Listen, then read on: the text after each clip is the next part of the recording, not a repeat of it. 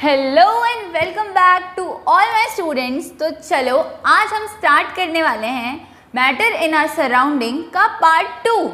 Hope आपको पहले वाला अरेंजमेंट तक पूरा समझ में आया होगा। हमने लास्ट क्लास में पढ़ा था मैटर के classification, how early philosophers classify matter and how we classify matter और उनकी कुछ कैरेक्टरिस्टिक्स। तो इस क्लास में हम पढ़ने वाले हैं स्टेट्स ऑफ मैटर से हम स्टार्ट करेंगे। तो चलिए स्टार्ट करते हैं।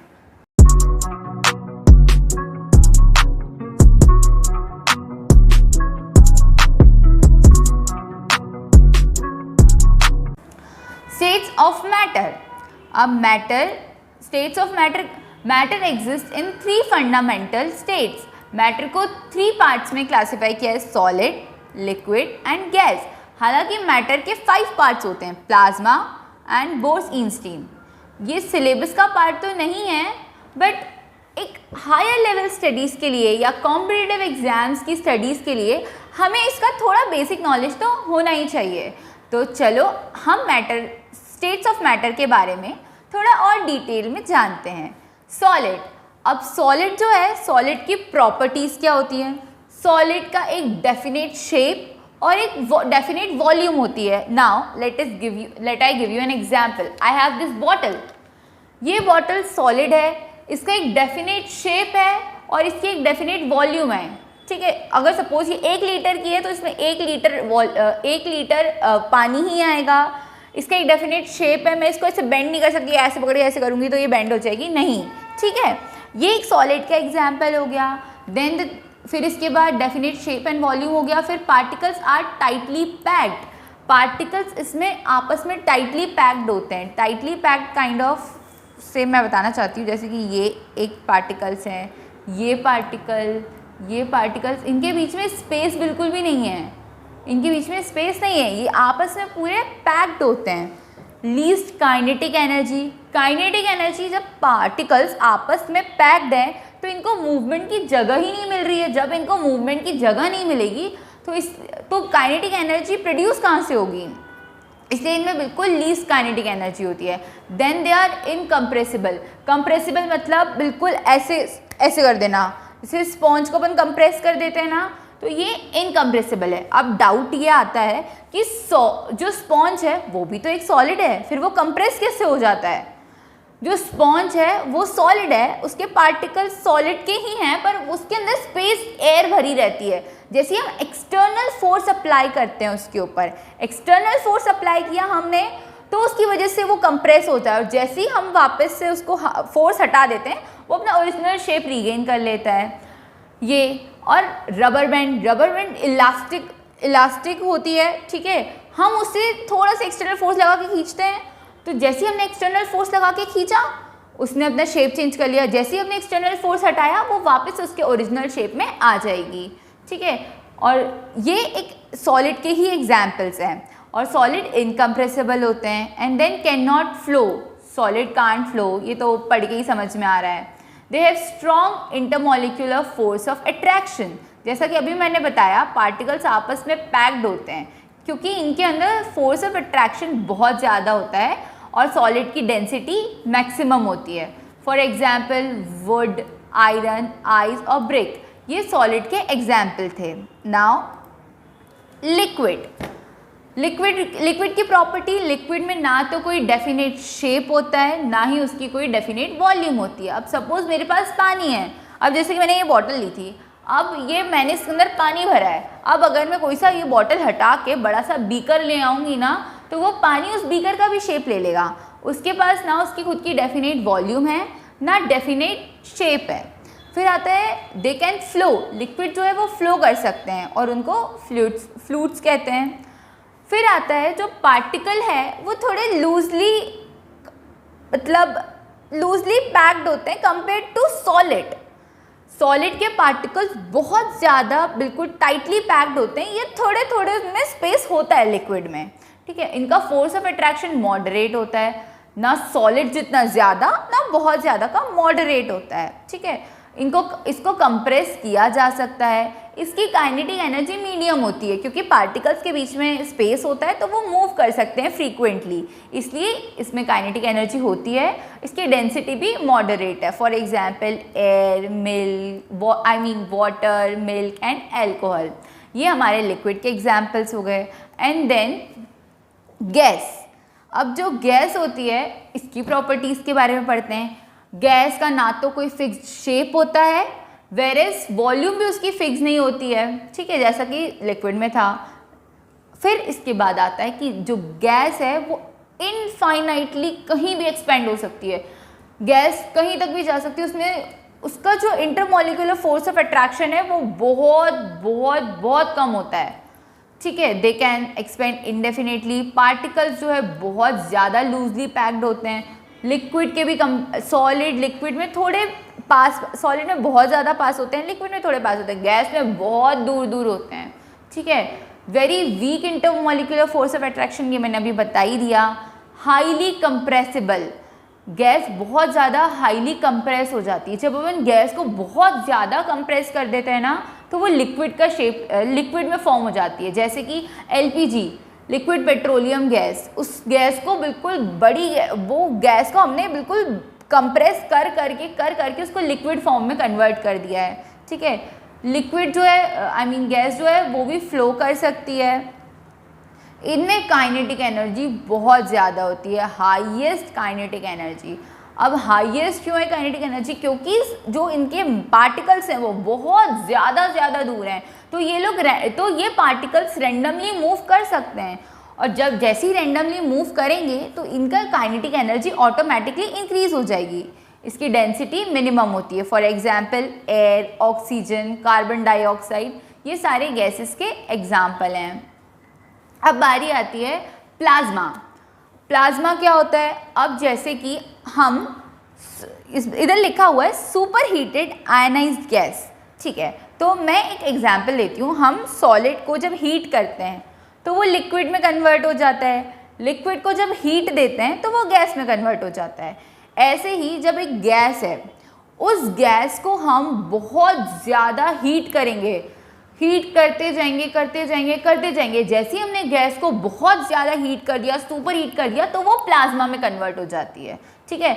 ये जो कि हमें स्टार्स में देखने को मिलती है, या फिर लाइटनिंग, जो लाइट्स लगी रहती है उनमें लाइटनिंग में हमें देखने को मिलती है।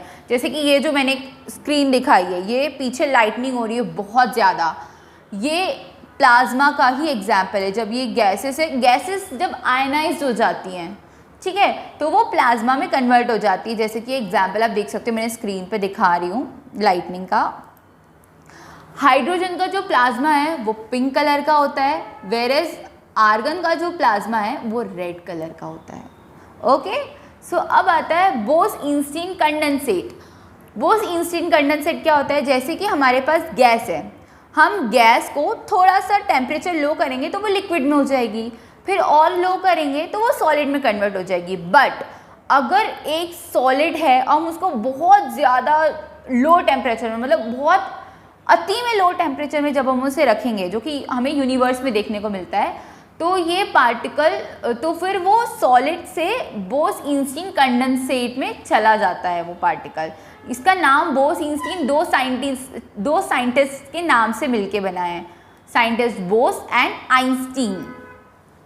तो जब वो टेम्परेचर बहुत ज़्यादा लो हो जाता है तो वो जो पार्टिकल है वो अलग अलग पार्टिकल्स की तरह, एक पार्टिकल्स की तरह बिहेव करने लगता है, और पूरा पार्टिकल्स ये ग्रेविटी के अगेंस्ट भी जा सकता है। जैसे कि ये सारे पार्टिकल्स हैं, ये मैंने इसमें एग्जाम्पल दिया हुआ है, ये सारे पार्टिकल्स हैं, ये पार्टिकल्स जैसे ही बोस-ईंस्टीन कंडेंसेट फेस में चले जाते हैं, ये एक आइडेंटिटी की तरह बिहेव करने लगते हैं सब।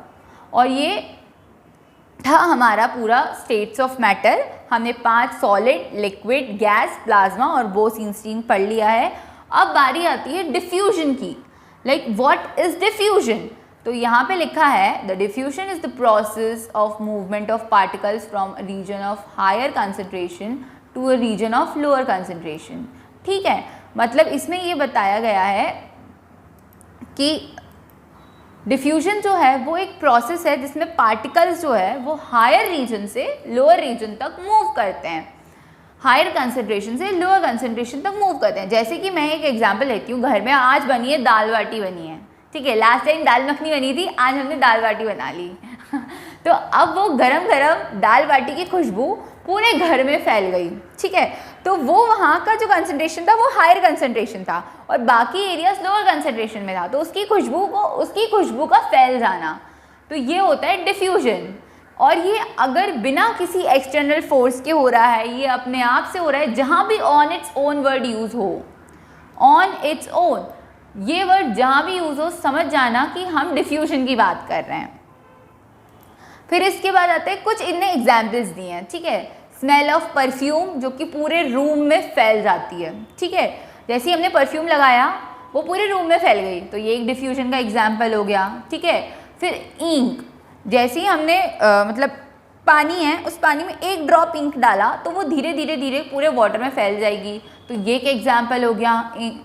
फिर आते हैं ऑक्सीजन एंटरिंग आवर लंग्स, जो ऑक्सीजन है एटमॉस्फेयर में वो हायर कॉन्सेंट्रेशन में है और हमारा जो ब्लड है वो लो कॉन्सेंट्रेशन में है, तो ऑक्सीजन का पूरे ब्लड में फैल जाना ये भी एक डिफ्यूजन का एग्जाम्पल है। फिर आता है टेम्परेचर और टेम्परेचर की यूनिट और उसका कन्वर्जन। टेम्परेचर की जो मोस्ट कॉमन यूनिट है सेल्सियस, केल्विन और फ़ारेनहाइट। एसआई यूनिट क्या है? एसआई यूनिट जो है टेम्परेचर की वो है केल्विन, ये एसआई यूनिट है, एसआई यूनिट, ये मैंने लिख दिया, ठीक है। हाँ, थोड़ी सी राइटिंग ख़राब आई है पर प्लीज़ एडजस्ट कर लेना, इतना समझ में तो आ रहा है ना, ये यूनिट लिखा हुआ है, चलो ठीक है। तो हमारी टेम्परेचर की एसआई यूनिट होती है केल्विन, और बाकी हम अब बारी पूछना तो ये भी आता है कि हम केल्विन ही क्यों लेते हैं, हम जनरली बात तो डिग्री सेल्सियस में करते हैं, फिर केल्विन ऐसा यूनिट क्यों है? क्योंकि केल्विन पर्टिकुलरली 0 से स्टार्ट होती है, 0 के से, और जो कि सेल्सियस नहीं होती है ना, तो इसलिए हम केल्विन को एज अ हमारी एसआई यूनिट भी लेते हैं। एक रीज़न ये भी है। अब हमें केल्विन से सेल्सियस या सेल्सियस से केल्विन में चेंज करना है, तो हम कैसे करेंगे? इसका फॉर्मूला होता है कि kelvin is equals two degree Celsius plus 273। तो अगर हमें सेल्सियस से केल्विन में चेंज करना है, ठीक है, सेल्सियस से केल्विन में चेंज करना है, तो जस्ट बहुत सिंपल है कि हमें सेल्सियस में 273 को ऐड कर देंगे, या हमें केल्विन से सेल्सियस में चेंज करना है तो हम 273 को सब्सट्रैक्ट कर देंगे। अब मैंने बोल तो जल्दी जल्दी दिया है, अब एक एग्जाम्पल भी बता देती हूँ उसका कि कैसे। जैसे कि अब मुझे 25 डिग्री सेल्सियस को केल्विन में कन्वर्ट करना है, तो बहुत सिंपल है, मैं 25 में 273 का प्लस कर दूंगी तो 298 केल्विन आंसर हो जाएगा। वहीं अगर मुझे, जैसे कि मैं 300 केल्विन है, अब भाई 300 केल्विन को मुझे सेल्सियस में कन्वर्ट करना है, तो मैं इसमें 273 का माइनस कर दूंगी। कितना ईजी है, बहुत ज़्यादा ईजी है, सबसे आसान है। और इसके न्यूमेरिकल्स, अगर न्यूमेरिकल सुनिए छोटे, हाँ न्यूमेरिकल ही बोल दो, क्वेश्चंस इसके आते हैं और बहुत ईजीली हमें मार्क्स मिल जाते हैं इसके। तो चलो, हाँ, जैसे कि मैंने अभी बता ही दिया था, why do we use Kelvin in science? Kelvin ही क्यों यूज़ करते हैं? It starts from absolute zero, जैसा कि मैंने अभी आप लोगों को बताया था, which is the lowest possible temperature, जो कि लोएस्ट पॉसिबल टेम्परेचर है, and no particle movement at all. इस टेम्परेचर पे कोई भी पार्टिकल का मूवमेंट हमें शो नहीं होता है, इसलिए हम केल्विन का यूज़ करते हैं। तो क्या मैटर स्टेट चेंज करती है? तो हाँ, मैटर्स आपस में स्टेट चेंज करती हैं। अब भाई आपस में स्टेट चेंज कैसे होता है, तो ये पढ़ेंगे हम हमारी नेक्स्ट क्लास में। तब तक के लिए हम एक क्विक रिवीजन ले लेते हैं। आज का टॉपिक हम यहीं ख़त्म करते हैं। हमने क्या पढ़ा आज? आज हमने पढ़ा states of matter, 5 states of matter, solid, liquid, gas, plasma, Bose Einstein और डिफ्यूजन। और डिफ्यूजन के बाद मैटर स्टेट चेंज करती है, कैसे करती है। हमने आज इतना टॉपिक कवर किया। आई होप आपको अच्छे से समझ में आया होगा। तब तक के लिए हम पढ़ते रहिए, मिलेंगे नेक्स्ट लेक्चर में। इसके बारे में ही थोड़ा और डिटेल में आगे चैप्टर कंटिन्यू करेंगे। Okay, thank you. तो चैनल को लाइक करें, शेयर करें एंड सब्सक्राइब करें।